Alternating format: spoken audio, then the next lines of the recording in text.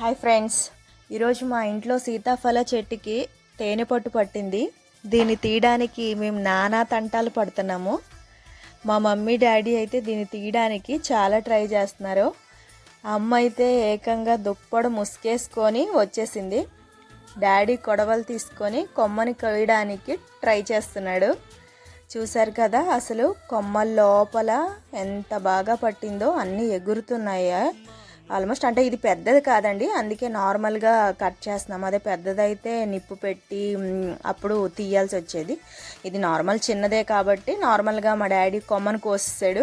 పరుగు వెంటనే అక్కడి నుంచి పారిపోయాము. మా అమ్మ దొంగలా వచ్చి కొమ్మ తీసుకొని వెళ్తుంది. చూశారు కదా ఎంత న్యాచురల్ తేనో. మీకు విషయం తెలుసా, ప్రకృతిలో లభించే అన్ని ఆహారంలో కూడా మరణం ఉంటుందట, ఒక్క తేనెలో తప్ప. అందుకే ఈ తేనెని అమృతం అంటారట. తేనెకి మరణం లేదట. అదే తేనెటీగకుండే గొప్పతనం అన్నమాట. అలాంటి అమృతమైన ఒరిజినల్ తేనెను తీసుకుంటే ఎన్ని ప్రయోజనాలు ఉంటాయో. కానీ బయట మనకి దొరికే తేనెలన్నీ కల్తీనే అండి. ఆల్మోస్ట్ ఎక్కడో ఒక దుక్కును తప్పితే అన్నీ కల్తీనే ఉంటాయి. కానీ మన ఈ న్యాచురల్ తేనె పట్టు మాత్రం చాలా చాలా హెల్దీ అండి.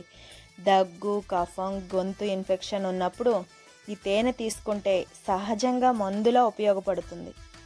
మనకి దెబ్బలు, గాయాలు, కాలిన బొబ్బలు, పుండ్లు వాటిపైన పూతలా రాసుకుంటే యాంటీ లోషన్ లాగా పనిచేస్తుంది. న్యాచురల్గా చాలా త్వరగా హీల్ అవుతుంది.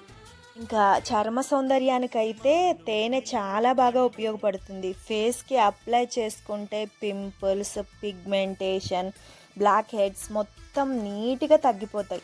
చాలామంది ఇది హెయిర్కి తగిలితే వైట్ హెయిర్స్ వస్తాయేమో అని అంటూ ఉంటారు కదా, కానీ అది నిజం కాదండి.